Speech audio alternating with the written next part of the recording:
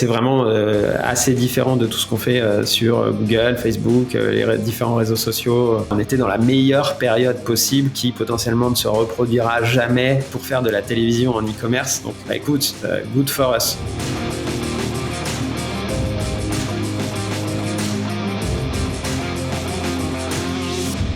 Bonjour à tous et bienvenue dans Pop-Up, le podcast e-commerce. Pour ce deuxième épisode, j'ai le plaisir de recevoir Thomas Hervé, CEO et fondateur de Wopilo, avec qui on va échanger sur l'histoire de Wopilo, sur la genèse et la façon dont son projet s'est monté. Thomas va partager avec nous ce que ça a été de vivre la période Covid de l'intérieur et comment ils ont pu saisir des opportunités pour continuer d'accélérer avec Wopilo malgré la crise. Pendant près d'une heure, Thomas va nous partager ses enseignements et son savoir sur ce que c'est que d'entreprendre dans le e-commerce. Je doute pas que tu vas tirer beaucoup de valeur de cet épisode, alors sans plus attendre, je te laisse écouter notre échange. Bonjour Yann. Je suis ravi de t'avoir aujourd'hui. Tu es le fondateur et le CEO de Wopilo. L'idée pour moi aujourd'hui, c'est qu'on puisse parler un peu de ton parcours et de la manière dont on monte une DNVB, comprendre un peu quel est le parcours d'une DNVB en prenant Wopilo comme exemple. Mais avant tout ça, ce que je te propose, c'est peut-être de te présenter aux gens qui nous écoutent et qui ne te connaîtraient pas. Yes, moi je pense que tout le monde, personne me connaît. Mais écoute, je suis Thomas, j'ai 37 ans. Je suis le papa de deux petits garçons, un de 4 ans et un qui a bientôt 8 mois. Je suis marié. J'ai fondé Wopilo il y a 5 ans cette année. On va fêter nos 5 ans. On a fêté nos 5 ans là très récemment. Pour la présentation, moi j'ai grandi en province. J'ai fait des études de commerce à Lyon. Où j'ai fait un cursus finance. J'aimais beaucoup la finance. J'ai toujours trouvé ça très intéressant parce que ça reflète pas mal de choses de la société. Et j'ai fait mes premières années en tant que sales dans un fonds d'investissement à Paris, où je couvrais des clients professionnels, des banques privées, et des fonds de fonds à Paris et à Genève. C'était moyennement intéressant. Parce qu'on était souvent le passe-plat d'informations entre les gestionnaires de fonds, ce qui était plutôt la partie qui m'intéressait, mais dans laquelle je travaillais pas, et donc nos clients. Et nous, si tu veux, on servait un petit peu les informations, on organisait les meetings. J'ai fait ça 3 ans avant d'arrêter et de devenir entrepreneur. C'est drôle parce que j'ai pas d'enfants, mais chaque fois qu'on demande aux gens qui en ont de se présenter... Une composante extrêmement importante, je pense, de ma vie aujourd'hui. Et ouais, ça change beaucoup de choses, ça apporte beaucoup de choses. Donc ouais, je pense que c'est quelque chose qui définit bien les personnes aujourd'hui. Dans l'idée, si on remonte un peu plus loin, parce que tu nous as parlé donc de tes études à Lyon, etc. J'ai le feeling, moi en tout cas, qu'on détecte assez vite dans l'histoire des gens qui vont entreprendre. En tout cas, c'est assez facile quand on regarde les choses par l'autre côté de la lorgnette, de détecter les signes avant-coureurs, même si ça l'est moins sur le moment. Mais en général, les entrepreneurs ont quand même des histoires un peu dans leur enfance ou dans leur adolescence assez tôt. Oui, en gros, j'ai toujours des ambitions d'entrepreneur. C'est un exemple un peu à la con, mais je me souviens qu'en école primaire, on jouait énormément aux billes. J'étais particulièrement fort aux billes. Je les revendais, celles que je gagnais, je les revendais à mes copains contre des bonbons ou même des fois un peu d'argent. Bref, tu vois, c'est le genre de truc où, ouais, clairement, tout ce qui va être autour du commerce, ça m'intéressait. Tout ce qui était idée, ça m'intéressait. Et un autre exemple, c'est, tu vois, mes années de vacances entre mes 15 et 18 ans. Je l'ai passé dans une station-service à servir de l'essence, à laver les pare-brises, à faire la pression des pneus, vraiment genre de 8h du matin à 20h le soir. Et j'étais payé en pourboire et j'ai gagné plein d'argent. Et tu vois, j'ai toujours été attiré, enfin en tout cas, je pense que c'est dans l'éducation que mes parents m'ont donné, par la valeur travail, et donc bah ouais, nécessairement par le fait de gagner de l'argent ou de se débrouiller. Donc ça, je l'ai toujours vraiment fait. Après, je pense que c'est des choses aussi qui se développent en prépa, mais oui, j'ai toujours eu cet aspect entrepreneur en moi. Ça s'est développé un peu plus tard, après avec les business plans, après avec tout ce qu'on voit. Et la finance, je pense aussi que c'est quelque chose qui donne vraiment envie d'entreprendre. Tu vois énormément de business, beaucoup de choses. Et si tu veux, quand je rentre en école de commerce en 2005, n'importe quoi, 2005, il y a 2 voies, la finance ou le conseil, ou le marketing. Mais tu vois, l'entrepreneuriat, ça existait très très peu. Et à cette époque-là, je m'oriente vers la finance parce que ça m'intéresse beaucoup. Je trouve ça très très cool. J'arrive à être président de l'association de finance. Il se trouve que c'est là où je rencontre ma femme. D'ailleurs, on s'est rencontrés dans cette association. Et voilà comment j'en arrive à sortir d'école de commerce et travailler en finance dans un environnement qui me plaît, mais dans un timing qui est pas excellent puisque je sors en 2009. J'ai mis du temps à faire mon école et 2009, j'arrive en avril-mai 2009 et c'est le bordel sur les marchés. C'est très difficile de trouver un travail. T'es en pleine crise, donc c'est compliqué. Tu dis que qu'il n'y a pas du tout, en tout cas qu'on parle peu d'entrepreneuriat en école, ouais. Alors c'était pourtant, je crois, un des slogans de l'EM Lyon, Entrepreneur for the World. Mais il y en a très très peu. Les réussites qui sont mises en avant, c'était des bijoux pour cheveux, enfin des trucs vraiment hyper random. La tech existait pas du tout à cette époque-là. Amazon, ça vend que des livres ou peut-être des CD, mais tu vois, il y a quasiment pas d'e-commerce à ce moment-là. Comment toi, t'arrives un peu à l'entrepreneuriat? La jeunesse de Wopilo, elle commence à ce moment-là en 2010-2011, puisque je me blesse en faisant du foot. Je vais voir un médecin du sport ostéo qui me sensibilise vachement à la position de sommeil. À l'époque, il y avait vraiment de l'importance du soutien cervical, dormir sur le côté. On parle beaucoup d'oreillers et on se revoit, on avance sur des prototypes d'oreillers qui pourraient être intéressants. Et je l'ai encore, ce document, en avril 2011. J'ai rédigé un business plan sur un prototype Wopilo qui s'appelait pas du tout comme ça à l'époque. Je donnerai pas le nom parce qu'il avait un nom horrible. On avance sur ce proto-là, je vois des fournisseurs, je réfléchis à la meilleure façon de développer ce genre de produit parce que je trouvais que l'idée d'un oreiller hybride était vraiment très bonne. Mais je vois rapidement qu'on va avoir des problèmes sur les canaux de distribution. Encore une fois, 2011, Amazon, c'est tout début, quoi. On imagine, c'est difficile pour les gens qui n'ont pas vécu ça de voir un monde. Il n'y avait pas d'e-commerce ou très très peu. Et donc en fait, il aurait fallu développer des réseaux de pharmacie, des réseaux de magasins spécialisés. Et si tu veux, c'est à l'opposé de tout ce qu'on a construit aujourd'hui avec Wopilo. Et donc j'ai mis un petit peu ce projet de côté parce que en fait, il y avait des contraintes qui étaient assez fortes à ce moment-là. Je laisse ça de côté, je m'ennuie un petit peu pendant dans mon job et au bout de 2 ans, je me dis j'ai envie de faire autre chose et donc je quitte la finance et je me lance. C'est des choses que tu vois beaucoup. Je lance une marque de fringues pour mecs, des fringues haut de gamme, made in France, hyper quali, avec de la maroquinerie, des cachemires, etc. Ça s'appelle Calgati. C'était très très discret comme marque, très très difficile. C'est hyper dur. Travailler sur le made in France, très peu de marge, des budgets marketing qui à l'époque aurait dû être énorme. J'avais évidemment très très peu et en fait j'apprends le métier d'entrepreneur et la maîtrise des outils et tout ça pendant j'ai bien tenu 3 ans et demi, quoi, tout seul. Enfin, j'ai fait toutes les erreurs en gros qu'il faut pas faire en tant qu'entrepreneur et j'ai vraiment appris de hard way.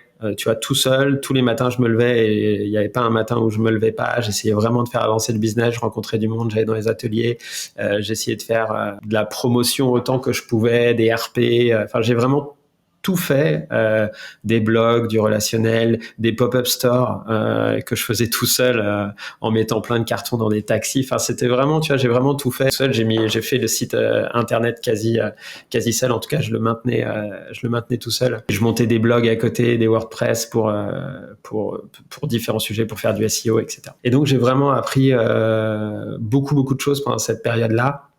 Mais clairement, j'étais pas sûr tout ce qui s'est passé les années suivantes. Donc là, moi, c'était entre 2013 et 2016. Et si tu veux, c'était un peu les prémices c'était au début, en tout cas, tu voyais les vidéos de The Family qui commençaient à sortir, où il commençait à y avoir une hype très forte sur l'entrepreneuriat, la façon de scaler, etc. Et si tu veux, tous les outils qu'on utilise aujourd'hui, ne serait-ce que sur l'administratif, compta, etc., Conto, Payfit, Alan, bon, j'en avais pas besoin, j'avais pas d'employé, mais même ne serait-ce qu'ouvrir un compte bancaire, c'était un calvaire, quoi. Ça m'a pris, je sais pas, ça m'a pris des semaines. Aujourd'hui, c'est vrai qu'on a des outils incroyables pour pouvoir avancer. Et donc voilà, j'apprends. C'est très difficile. C'est aussi difficile parce que voilà, clairement, il n'y a pas de rémunération. Tu vois que ça marche pas, que c'est difficile aussi de dire stop. Et là, j'ai un ami qui vient me voir et qui me dit, écoute, j'ai posé une rupture. Une rupture de contrat, j'ai envie de me lancer dans l'entrepreneuriat, qu'est-ce que t'en penses? Et si tu veux, on fait un peu le tour de ce qui fonctionne à ce moment-là et ce qui se lance. Et à cette époque-là, je sais pas si tu t'en souviens ou si tu vois, mais il y a les campagnes de financement participatif, notamment les Kickstarter, cartonnent beaucoup plus que maintenant. C'est hyper à la mode, avec masse de pubs sur Facebook. Il y a beaucoup de marques qui se lancent comme ça et qui marchent très très bien. Et là, je lui dis, mais attends, j'ai un super produit dans un des placards, et c'est la vérité, hein, j'ai les protos qui datent de 2011, des oreillers qui sont dans les placards de mon studio, dans le deuxième. Donc en fait, le produit, il existait. Le seul truc, c'est que on n'avait pas commercialisé. Et je lui dis, écoute, en vrai, avec ce qui se passe aujourd'hui sur Kickstarter, ça peut être une bonne idée de lancer un produit comme ça, parce que c'est un produit qui n'existe pas sur le marché, qui est innovant, qui vient apporter une vraie réponse. Le fait est, pour la petite anecdote, c'est que en 2011, quand je fais mon business plan, j'envoie évidemment des questionnaires à mes potes, etc. 2011, j'ai 25 ans, 26 ans. Et en gros, tous mes copains me disent, en vrai, je m'en fous un peu, quoi, de l'oreiller, ça m'intéresse pas trop. Et quand on refait le tour des copains quelques années après, notamment ceux qui ont des enfants, etc., où là, tu te dis, mais grave, j'ai trop besoin d'un bon oreiller, c'est hyper important. Et c'est vrai qu'il y avait un biais, si tu veux, là-dessus. Le sommeil aussi a pris de plus en plus d'importance ces dernières années. On l'a constaté sur les 3 dernières années avec les confinements et le Covid. Et donc, je suis avec Antoine, donc mon copain. Je lui dis, si tu veux, vas-y, on y va. Moi, j'ai quand même le background de ma première marque où je me sens assez à l'aise de monter assez rapidement un projet comme ça. Et on travaille ensemble pendant 6-9 mois à la préparation d'une campagne Kickstarter, parce que on a travaillé un petit peu en parallèle sur le produit, on l'a fait tester, on l'a amélioré, etc. Mais j'avais déjà des bonnes bases sur la partie produit, puisque j'avais fait vraiment du développement 5 années avant. Et donc voilà, on travaille vraiment la campagne, on se renseigne, on prend les best practices. Et à titre perso, tu vois, avec ma femme, qui n'était pas ma femme encore à l'époque, mais on était ensemble déjà depuis plusieurs années, c'était un peu le dernier test, quoi. C'est-à-dire, tu lances ta campagne Kickstarter, si ça marche, bon, ok, tu t'en sors et tu peux continuer à être entrepreneur. J'exagère, hein, évidemment. Et par contre, sinon, écoute, ta marque de fringues, ça marche pas trop. Là, ça fera deux essais. Peut-être qu'il faudrait essayer de trouver une situation un peu plus stable. On lance la campagne Kickstarter, très bien préparée, où on exécute vraiment bien, en faisant tout ce qu'il faut. Et ça se passe hyper bien, puisqu'en un mois, on vend, je crois, 1200 ou 1500 oreillers pour plus de 100 000 euros. Sur un objectif qui était à combien? 20 000, on sait qu'on voulait faire un peu plus que ça, mais l'idée dans Kickstarter, c'est, si tu veux, d'être sûr d'atteindre ton objectif très rapidement pour ensuite, derrière, avoir une mécanique de communication. C'est un peu, il y avait plein de techniques de growth à cette époque sur Kickstarter. On avait essayé de toutes les tickets. La campagne fonctionne bien, et donc après, il faut dérouler la partie production, la partie gestion, et après lancer un e-commerce pour pouvoir faire vivre le projet. Donc tu vois, il y a quand même pas mal d'historique en fait derrière. C'est pas sorti du chapeau. Très rapidement, Antoine en septembre quitte l'aventure, et donc je me retrouve à gérer toute la partie production, envoi et création du site web, plus une petite levée de fonds pour pouvoir, si tu veux, financer les premiers recrutements. Et j'ai une période assez dense de 6 mois jusqu'à février 2018, où on clôture une première levée de fonds. Florian, qui a été 4 ans le CMO de Wopilo, arrive. Et mon premier fils naît pendant cette période-là. Et si tu veux, tout commence à se mettre en place. Et là, on commence à scaler, on commence à faire grandir le projet. Donc sur la partie levée de fonds, tu lèves auprès de qui?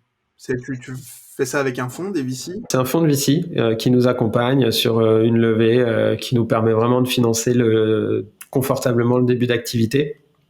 Et qui sont toujours là et qui sont hyper bien. C'est un fonds d'investissement qui s'appelle Day One. Et ensuite, on a réussi à continuer et à scaler la boîte au fur et à mesure. Je pense que c'est à partir de ce moment-là qu'on devient une DNVB. Parce que à ce moment-là, on a un site web, on a des produits sur le site web. Au départ, on en a deux, c'est un oreiller et une tête d'oreiller, et on commence à vendre donc sur Shopify. Et ensuite, on développe toute la partie marketing, toute la partie brand, toute la partie produit. Et ensuite, on a vraiment eu une trajectoire de pure DNVB avec encore aujourd'hui 100% de notre chiffre d'affaires qui est généré sur wopilo.com que sur notre site internet, avec un élargissement de gamme qui s'est fait sur les 4 dernières années relativement important, puisqu'on a introduit d'autres modèles d'oreillers et aujourd'hui on est capable d'adresser tout type de dormeur, que ce soit tout type de personnes, que tu aies des douleurs ou non, peu importe ta position de sommeil, avec des oreillers qui vont être maintenant 100% personnalisables. Donc on a vraiment élargi la gamme et j'espère qu'on a réussi à créer une position d'acteur important sur ce sujet-là, et notamment en ligne aujourd'hui en France, et sur le linge de lit, sur les couettes, sur des produits. Toujours on essaye d'apporter un twist, une innovation, que ce soit sur la matière, l'utilisation, etc. Donc aujourd'hui, on fait partie des DNVB sur le sommeil qui existent et qui comptent en France. Et c'est une super réussite de l'équipe sur les dernières années. Alors j'ai 2 questions, mais on va les traiter dans l'ordre. La première, tu parlais du recrutement de Florian. Moi, je l'ai connu en tant que CMO chez vous, mais à l'époque, tu le recrutes à quel poste? Il est déjà CMO? Ouais, il est CMO, ouais. Ouais, c'est le premier recrutement dont la boîte, dont le projet a besoin. Je suis tout seul. Florian travaille à ce moment-là chez Bonne Gueule, où il est brand manager, où il a mis en place beaucoup de choses sur l'expérience client, sur le marketing.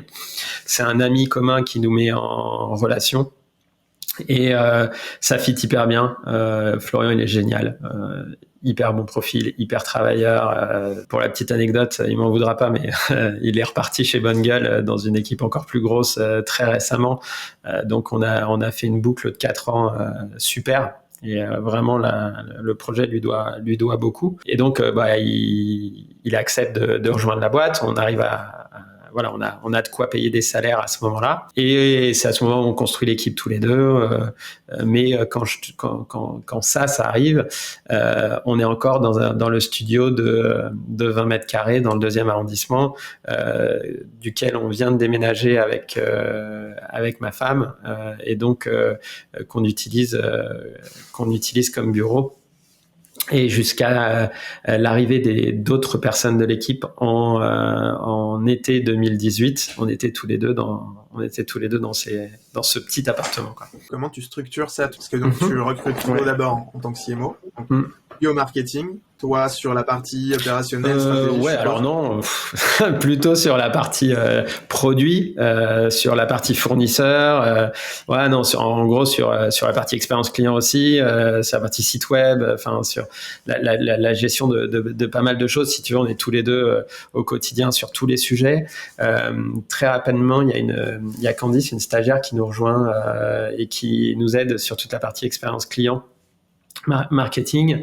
Et en fin août, on recrute Louise, qui est encore aujourd'hui responsable de la communication chez nous et qui s'occupe de l'influence, des partenariats, de la communication, les RP, et une personne à l'expérience client. Et donc là, on a une équipe de 4 personnes, ça avance.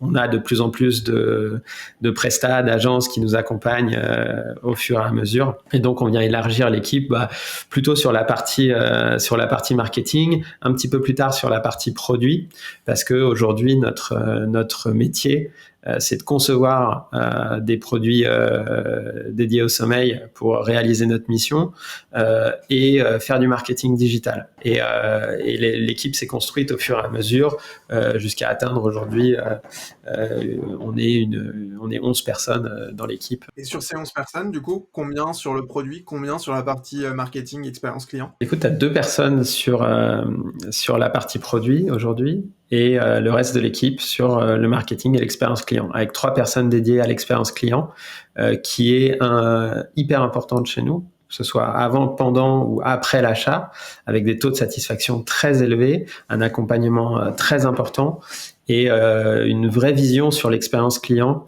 qu'on essaye de pousser le plus loin possible pour apporter la meilleure expérience, le plus de satisfaction. Et les 3 personnes de l'équipe font un travail incroyable justement pour faire des choses un petit peu différentes, pour apporter plus de conseils. C'est fondamental dans le développement de Wopilo. Ça crée beaucoup de confiance aussi avec des clients ou des prospects qui ne nous connaîtraient pas. Bon, ça fait partie des choses qui existent dans les DNVB, mais c'est vrai qu'on a toujours essayé d'innover, d'avancer, de toujours faire le plus possible sur ces sujets-là. Et toi, ton rôle, du coup, comment il s'est transformé? Parce que j'imagine que ton rôle est plus du tout le même à 2 qu'à 11. Oui, à partir du moment où il y avait des personnes sur la partie produit, j'ai fait beaucoup moins de produits, même si j'aime beaucoup travailler au développement de nouveaux projets, nouveaux produits, nouvelles matières, nouveaux protos. C'est quelque chose que j'apprécie beaucoup et j'essaye de le continuer à le faire. On a des sessions chaque semaine sur ces sujets-là. J'ai gardé pendant relativement longtemps aussi toute la partie data, donc gestion de la data, récupération de la data, structuration de tous ces sujets-là sont des sujets un petit peu techniques mais que j'apprécie beaucoup. Donc c'est aujourd'hui encore, j'en garde encore une partie aujourd'hui au même titre que les sujets d'acquisition qui sont cœur dans le développement de Wopilo. Donc j'essaie d'apporter autant que possible sur ces sujets-là. Et puis après, j'ai toute une partie aussi sur la partie financière, la partie stratégie. Et puis on reste une équipe de 11 personnes, donc j'interviens aussi sur les recrutements, sur la partie RH.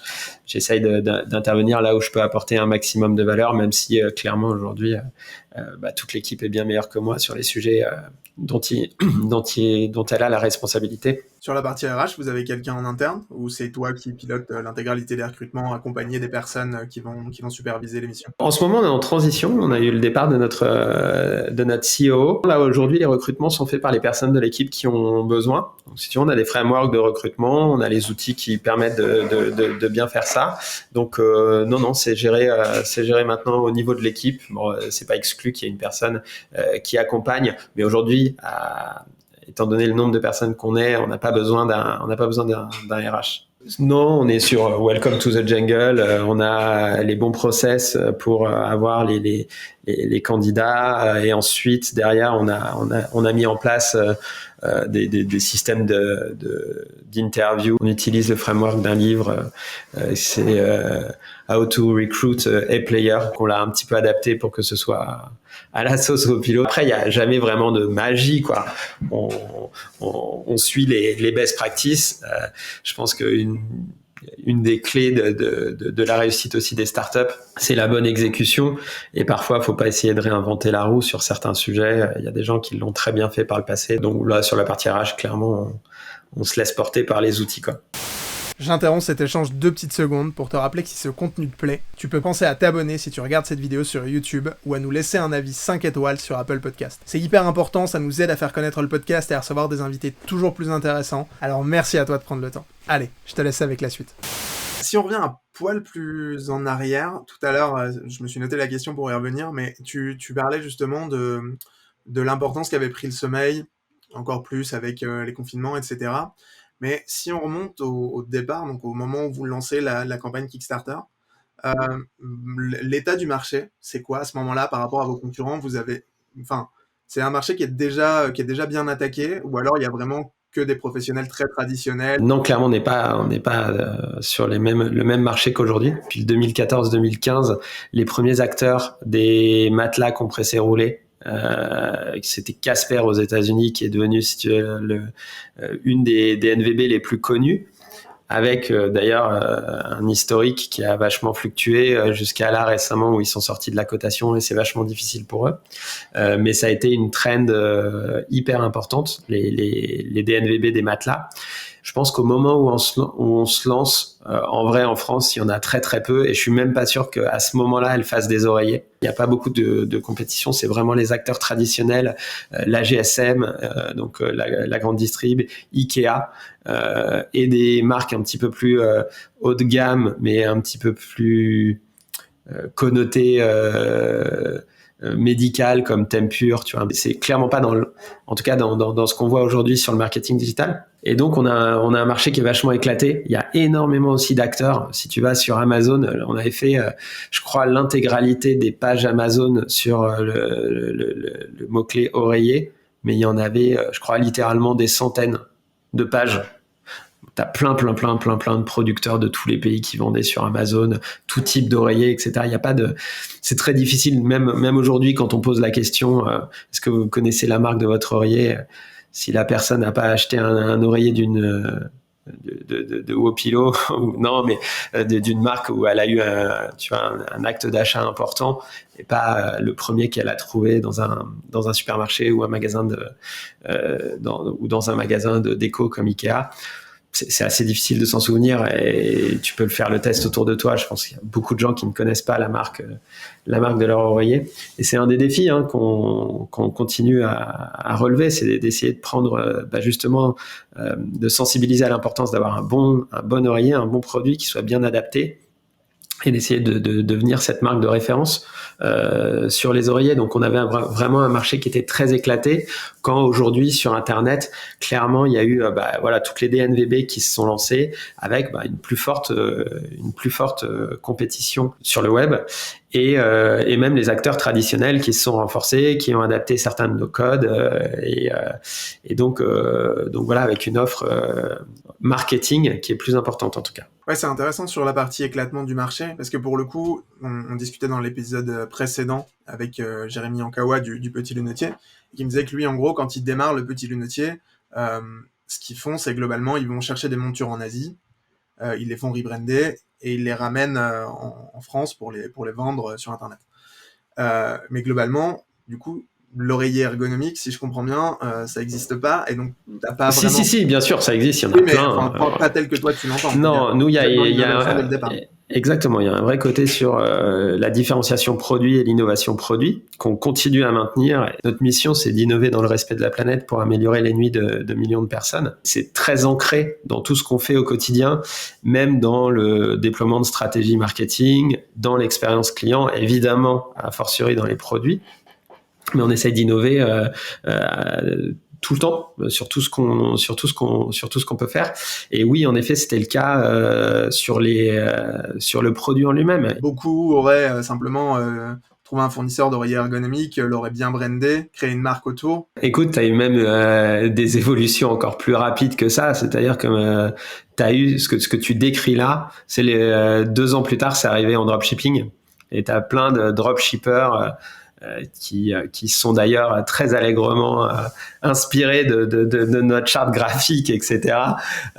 Et qui disaient voilà, on a un super produit à vous proposer. Mais ça, c'est pas une vision de long terme. Tu peux pas construire une marque avec ça. Tu peux faire un coup.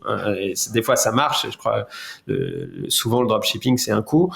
Mais nous, on est là pour s'installer sur le long terme, pour suivre nos clients sur le long terme. On a beaucoup de clients de 2017 qui ont réacheté des produits parce qu'il y a une durée de vie limitée sur l'oreiller. Et oui, si on n'avait pas fait tout ce travail sur la partie produit, clairement, on n'aurait pas pu survivre. Et de la même façon, le produit de 2017 est complètement différent de celui de 2022, parce qu'on a fait énormément d'évolutions au fur et à mesure des feedbacks clients.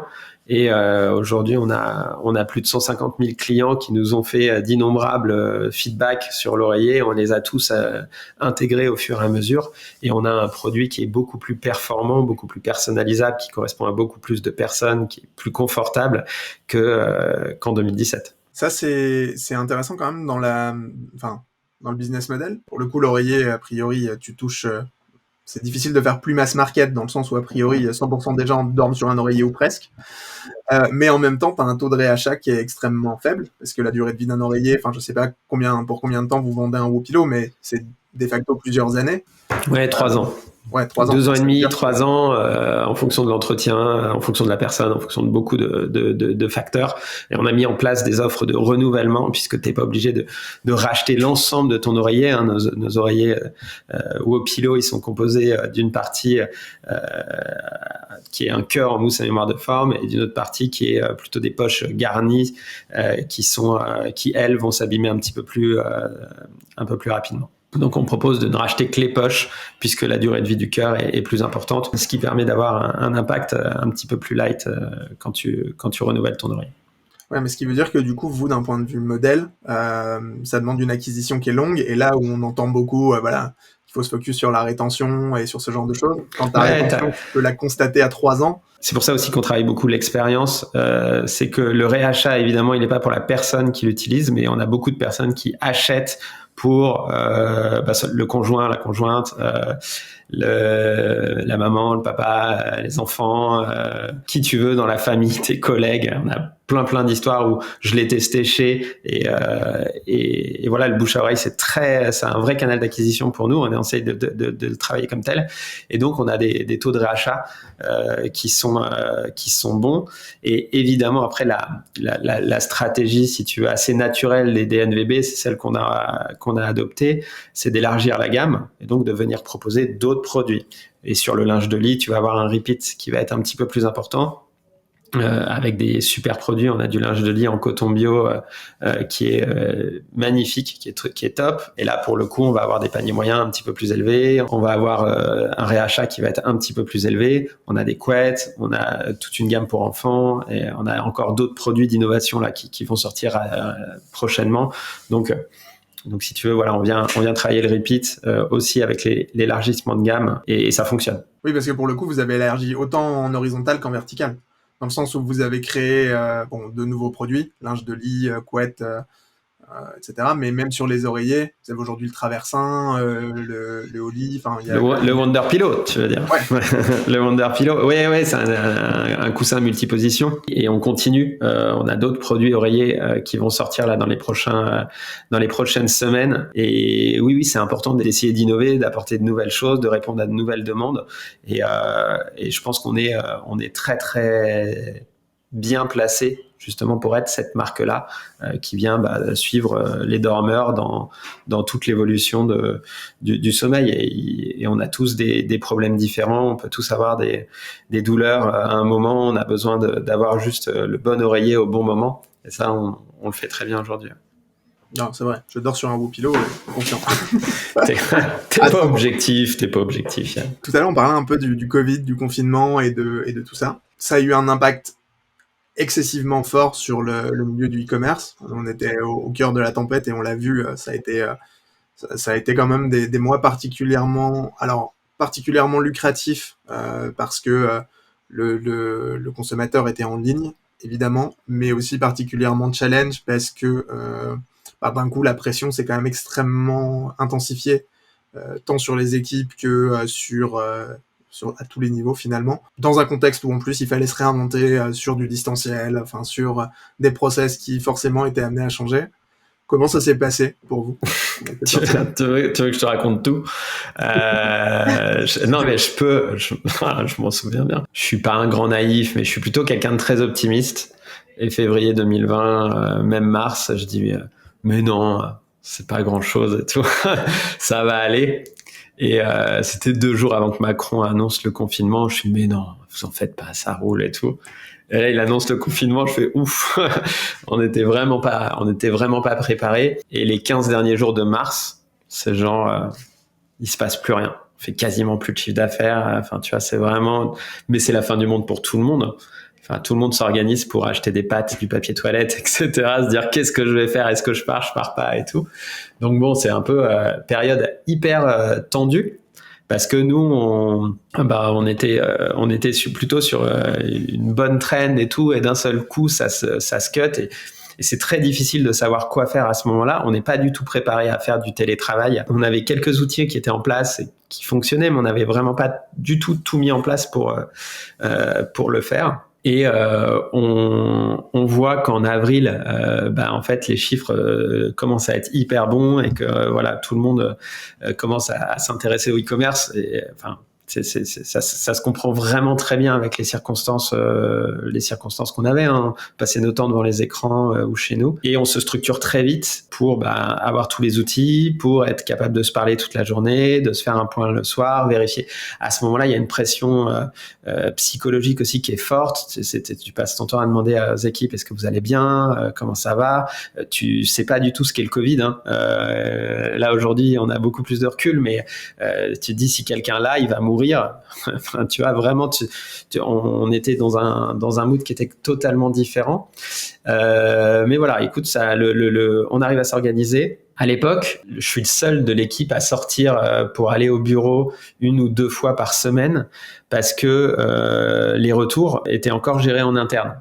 Tu vois, on était à la limite de le passer chez les logisticiens. On continuait à le faire en interne, notamment parce que ça nous permettait de vraiment, tu vois, avoir de voir exactement ce qui allait pas dans les produits et tu vois, de mettre beaucoup de détails sur l'expérience client et voir comment ça se passait. Et vu que ça s'accélérait, que le business s'accélérait beaucoup, en fait, je me retrouvais à passer des demi-journées, voire 3/4 de journée, à gérer les retours, à transmettre les informations aux équipes. J'étais tout seul et je pouvais pas demander aux équipes de se déplacer parce qu'il y avait le confinement, etc. Même avec les fameuses attestations, etc. Et en fait, on a rempli quasiment toute une salle de réunion en l'espace de 2 mois. Je sais pas, l'équivalent de 2-3 palettes d'oreillers, il y en avait partout. On a des taux de retour qui sont vraiment faibles, mais on avait vraiment beaucoup de business. Et j'ai géré ça, mais c'était, je faisais énormément de manutention à ce moment-là. Et à côté de ça, je passais la journée après à lancer tous les projets et à développer l'activité qui marchait hyper bien. Et donc, ça a été une période ultra dense. Ma femme aussi travaillait. On avait le petit qui était là. Enfin, c'était très très très très intense. Mais moi, j'ai trouvé que c'était une période hyper hyper intéressante. On a pu faire en fin avril, début mai notre première campagne de télévision parce que très rapidement, en fait, on s'est rendu compte que les annonceurs avaient déserté la télé. On avait été contacté par des agences avec qui on avait déjà pris contact quelques mois avant. Mais clairement, on n'était pas dans ces situations de marché. Et en fait, il y avait des opportunités qui étaient juste incroyables. Et ça a fonctionné très, très bien. Donc, on a pu bénéficier, si tu veux, de ce très, très fort boost de marché et qui a duré jusqu'à mai 2021, en fait, en fonction, si tu veux, des différentes conditions sanitaires, des confinements, des couvre-feux, etc. Mais c'est vrai que ça a été un très fort accélérateur. Après, j'entends ce que tu me disais dans ta question, très lucratif. Alors, j'irai pas jusque-là, mais en tout cas, nous, ça nous a permis de passer un certain cap. Et même si on le savait, ça nous a permis d'atteindre la rentabilité et de valider notre business model. Et le business model d'un e-commerce, c'est quand même d'être rentable, à l'exception de quelques secteurs très particuliers avec énormément de repeat. Il faut quand même très rapidement que sur la première ou la deuxième commande, tu sois capable de générer du bénéfice parce que sinon, en fait, tu finances de l'acquisition avec l'argent des VC et c'est pas possible. Juste, ça ne fonctionne pas, à l'exception de grands développements particuliers ou d'attaques de très gros marchés où tu as de très gros besoins. Et nous, ça nous a permis de valider cette étape-là dans le développement de Wopilo et de se dire, OK, on atteint la rentabilité, on fait attention quand même à tous les coûts et on fait pas n'importe quoi. Et ça a été une période de très forte croissance, de forte structuration, mais aussi de validation du business model qui, aujourd'hui est assis depuis plus de 2 ans et où on sait que, on doit être capable, peu importe le niveau de chiffre d'affaires, d'être bénéficiaire. Y Combinator a communiqué justement sur la difficulté que ça allait être de lever des fonds dans les prochains mois. Enfin, on sent bien que l'écosystème, au vu de, pour le coup, de la crise qui arrive, y a quand même un moment qu'on nous la promet et elle semble arriver quand même de plus en plus vite. On sent bien que l'écosystème commence à serrer la vis, que clairement lever des fonds, ça va être quand même beaucoup plus compliqué que ça ne l'a été. On a quand même atteint des sacrés records d'un point de vue levé sur la fin d'année dernière. Il y en a peu, il y en a quelques-unes hein, sur l'e-commerce. En règle générale, c'est plutôt des sociétés tech. Mais l'e-commerce, et je peux le comprendre, pour construire une marque, pour développer pas mal de choses, tu as besoin de fonds. Et au début, par contre, si au bout d'un moment, tu n'es pas capable de montrer que ton business est tenable en fait sur la durée, c'est qu'il y a un vrai sujet de prix, de tout ce que d'acquisition, de tout ce qu'on peut imaginer derrière. Et voilà, aujourd'hui, nous, on est on tient bon là-dessus, malgré évidemment toutes les pressions sur le prix des matières, le prix des produits, l'inflation, les coûts d'acquisition qui ont augmenté, la consommation qui va baisser, on l'anticipe hein, dans les prochains mois, à juste titre. Et donc voilà, il faut être bien conscient, je pense, de cet environnement-là pour essayer de manier la barque le mieux possible. Mais clairement, nous, on fait pas partie de ces business qui ont besoin d'énormément de cash pour pouvoir faire beaucoup de croissance. On a une croissance que on aime à dire frugale, où on fait attention, chaque euro doit être compté et on est vigilant sur ces sujets-là. Du coup, sur la partie télé, parce que c'est un levier qui est quand même pas souvent actionné par les DNVB, comment ça se passe une campagne télé? Moi, j'avoue que vous êtes les premières personnes avec qui on travaille qui vont en télé. Je trouvais ça hyper intéressant. Mais du coup, ton avis sur la façon dont tu le vis en interne, ça doit quand même faire quelque chose. Le fait est qu'à ce moment-là, les conditions font que le ticket d'entrée, si je dis pas de bêtises, nous, le ticket d'entrée, il était aux alentours de 60 000 euros. C'est une somme qui est très importante. Après, c'était une somme qu'on était capable de mobiliser. Et on se disait, si on la perd, ça met pas Wopilo en danger. Et les tickets étaient plutôt aux alentours de deux fois ça, 3 fois ça, pour atteindre le même type de résultat. Et encore, il y a peut-être pas autant de monde devant la télé qu'à ce moment-là et les mêmes taux de conversion derrière. Donc si tu veux, on est vraiment, même si c'était, tu flippes un peu et tu te dis est-ce que ça va bien marcher, surtout qu'on a construit un spot hyper vite pour être capable de le lancer rapidement avec l'agence qui nous accompagne et qui fait du motion design là-dessus. Et donc on a repris plein d'éléments et on a lancé ça assez rapidement en essayant d'avoir les best practices très vite. Et tu apprends plein de choses parce que nous, on est à fond sur le digital. On connaissait pas toutes les métriques de la télé. On savait pas trop quoi regarder et quelles sont les métriques les plus importantes, comment les mesurer, etc. Sur ces sujets-là, j'ai la chance. Mon frère, c'est un peu son métier de travailler là-dedans. Il fait de la recherche. Il est professeur en école de commerce. Il fait de la recherche sur les sujets de télévision, sur les marques e-commerce. Donc bon, c'est un peu son truc.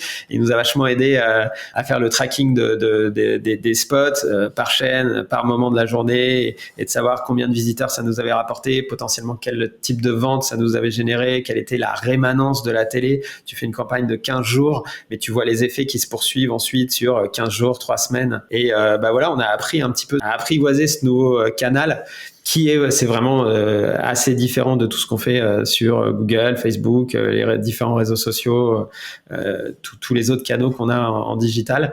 Et voilà, on était dans la meilleure période possible qui potentiellement ne se reproduira jamais en termes de conditions pour faire de la télévision en e-commerce. Donc, écoute, good for us. Tu vois, c'était un moment où on l'a fait, on a pris la décision de le faire. Je pense que c'était vraiment la bonne décision. Ça nous a vachement apporté. On en a refait ensuite en juin de cette année-là, il me semble en novembre, en décembre, en janvier. On en a refait plusieurs vagues avec des succès qui étaient un petit peu différents et fluctuants en fonction des périodes, en fonction des conditions sanitaires, en fonction du coût. C'est ce qu'on appelle le GRP, qui est le point de pression publicitaire en télé, et en fonction du GRP, en fonction des chaînes, est-ce que c'est TF1, est-ce que c'est la TNT, est-ce que c'est les historiques, etc. Donc on a appris à maîtriser dans des petites proportions, mais on a appris à maîtriser ce canal pour Wopilo. Et voilà, c'était dans un super moment. Par exemple, en ce moment, les conditions sont bien moins bonnes et sont plus difficiles. Et donc, tu vois, typiquement, en ce moment, c'est pas un canal qu'on activerait la télé parce que relativement coûteuse. Et donc, ça dépend vraiment des conditions de marché. Nous, on l'a travaillé de façon très opportuniste. C'est-à-dire quand on pensait que c'était le bon moment, on activait et on essayait d'avoir un spot qui était prêt, qu'on a fait évoluer au fur et à mesure pour pouvoir dégainer au bon moment. Et donc voilà comment l'histoire de la télé s'est passée. Et oui, c'est une super expérience. Oui, t'es très content quand t'es à des horaires de grande écoute dans des matchs de rugby du Six Nations avec tes copains. Tu dis, ah, Wopilo à la télé, c'est cool. Tu vois, c'est sûr. Il y a un tout petit peu d'ego, même si je suis pas trop sur ce genre de choses, mais oui, c'est toujours très agréable. Ou tes parents qui te disent, ah, c'est chouette, je t'ai vu. Voilà, c'est ton petit moment sympa où c'était vraiment cool. Ça nous a permis aussi d'acquérir de plus en plus de notoriété. Et c'est vraiment, aujourd'hui, ça fait partie des piliers de développement. C'est comment acquérir de plus en plus de notoriété sur l'oreiller et s'imposer comme la marque d'oreiller des Français, être top of mind sur l'oreiller en France, parce qu'on sait qu'on a les bons produits et nos 150 000 clients en témoignent. Et voilà, on a besoin de notoriété pour devenir cette marque préférée des Français sur cette verticale. Du coup, tu me fais une transition toute trouvée pour qu'on amorce la fin de cet épisode. C'est quoi pour toi la vision, alors tant perso que pour Wopilo justement, la vision à quelques années, si on déroule un peu le fil à 3 ou 5 ans, comment tu vois les choses? Tant d'un point de vue challenge, parce que je suppose que vous en avez encore pas mal à relever avec Wopilo, que toi d'un point de vue perso, parce que voilà, t'as des enfants, une famille, etc. Et donc, je sais pas comment tu vois les choses de ton côté. Je vais peut-être commencer par Wopilo, quelque chose qui nous guide et qui nous guide depuis qu'on l'a établi depuis 2018. C'est la mission que je te donnais tout à l'heure, qui est géniale. Tu vois, on se dit qu'au quotidien, toute l'équipe, on améliore le sommeil de beaucoup de personnes, et ça c'est quelque chose qui doit continuer à nous guider. Et donc on va continuer à sortir de nouveaux produits, on va attaquer de nouveaux marchés, on va continuer à tester beaucoup de choses. On veut s'imposer comme un des leaders de la petite literie en France, mais pas que. On a beaucoup d'ambition dans les prochains trimestres, prochains semestres, pour continuer à déployer cette marque qu'on adore. Et tu vois, on espère avoir développé une marque avec un certain affect. On le voit bien, on échange vraiment beaucoup avec nos clients par email ou même par téléphone, et on a créé quelque chose qui est top, et on voudrait que un maximum de personnes puissent en profiter. Donc pour Wopilo, si tu veux, on va continuer à faire ce qu'on fait de la meilleure des façons possibles, à communiquer différemment, à parler du sommeil, améliorer le sommeil de nos clients. On a des super partenariats qui sont sortis cette année et qui vont continuer à sortir, notamment avec Major Mouvement, qui est un créateur de contenu sur YouTube, sur Instagram, qui est un kiné, qui est professeur de thérapie manuelle, qui est vraiment une des références et qui nous accompagne. Non pas pour promouvoir tel ou tel oreiller Wopilo, mais pour dire voilà comment on fait pour mieux dormir. L'important c'est d'avoir un oreiller confortable, un oreiller de qualité, etc. Et si tu veux, après derrière il nous passe la main en disant vous savez très bien faire ça. Et on essaye de créer des contenus différents. On a une web série avec lui qui va sortir dans les prochains mois. Et ça, c'est aussi fantastique de pouvoir évangéliser sur ces sujets-là et de pas être que sur acheter mon produit, c'est le meilleur. Et donc on a une stratégie de développement. On va continuer à faire nos produits, à tester des choses. On verra est-ce qu'on fait du retail ou pas. On est toujours sur ces sujets, mais en tout cas, on veut intégrer un maximum de foyers en France et dans le monde dans les prochaines années. Donc je suis assez serein sur le développement de Wopilo, parce qu'on a une top équipe, on a des top partenaires, on a une super marque, et on continue de la chérir et de la développer. Et d'un point de vue perso, écoute, ça se passe plutôt bien. On a un super équilibre avec ma femme. On a beaucoup de chance. On a des enfants qui sont en pleine santé. On a tous les deux des métiers qui nous passionnent, qui nous prennent beaucoup d'énergie, beaucoup de temps. Mais aujourd'hui, on a encore, on est vieux mais on est encore jeune, et on a des super années de travail devant nous, et puis de consacrer un maximum de temps aux enfants dès qu'on sort du travail, de passer un maximum de temps avec eux, pour les voir grandir, et c'est juste un bonheur. Aujourd'hui, on a une super stabilité. Voilà, Wopilo fonctionne, tout se passe bien. J'ai évidemment envie de beaucoup plus, pour la marque, pour l'équipe, pour nos clients, pour nos fournisseurs. Mais aujourd'hui, j'ai la chance d'avoir tout ce dont j'ai toujours eu envie. Évidemment, c'est pas fini, hein, mais voilà, j'ai une femme incroyable, des enfants en hyper bonne santé qui sont géniaux.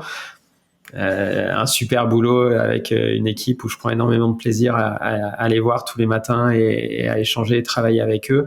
Donc le fait est que je pourrais pas demander beaucoup plus. En tout cas, me plaindre serait absolument odieux, quoi. Donc non, je suis très très heureux de mener la vie que j'ai, et j'essaye justement de faire très attention à pas passer à côté, parce que oui, on travaille beaucoup, il y a les enfants, etc., et d'essayer d'être heureux le moment présent, et pas de se dire oui, c'est si j'arrive à faire ça que je serai heureux, ou si on a ça, non, on a déjà quasiment tout ce qu'on veut. On veut toujours plus dans la vie de toute façon, donc j'essaie de faire attention à pas vouloir trop, et de se dire en fait c'est trop cool, et c'est juste génial d'avoir cette opportunité là. Je me sens beaucoup plus heureux que je ne l'étais il y a peut-être 10 ans, quand je faisais pas le métier qui me plaisait. Donc voilà, j'ai la chance d'être vraiment hyper bien entouré, que ce soit par la famille, par l'équipe, par évidemment les amis. Donc j'ai le sentiment vraiment d'avoir beaucoup de chance aujourd'hui, et d'être de plus en plus épanoui. Et puis quand tu vieillis, tu prends un peu de recul aussi.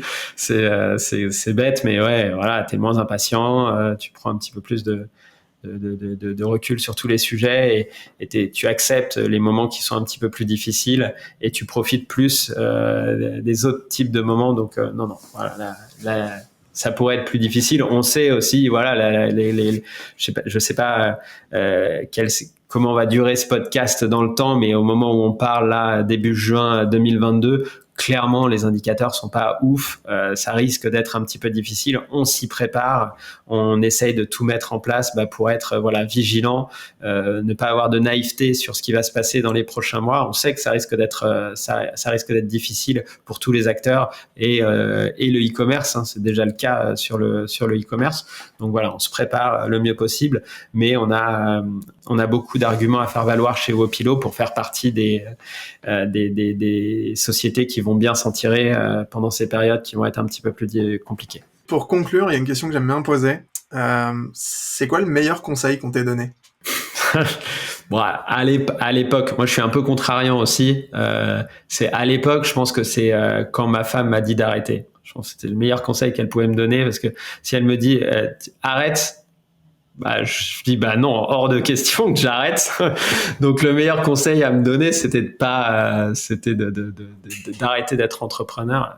À ce moment-là, vraiment, j'avais pas envie.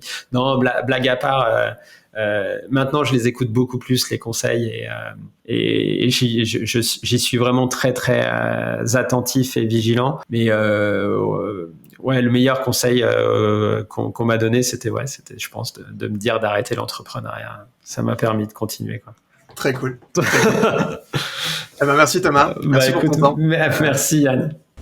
Et voilà, c'est tout pour cet épisode. J'espère qu'il t'aura plu. Si c'est le cas, pense à t'abonner, pense à nous laisser un avis 5 étoiles. Ça nous aide vraiment à développer et à faire connaître le podcast. Et si t'as une boutique Shopify et que tu veux la faire évoluer, tu peux me contacter sur LinkedIn ou directement sur lugus.agency. En attendant, je te dis à bientôt pour une prochaine. Et ciao!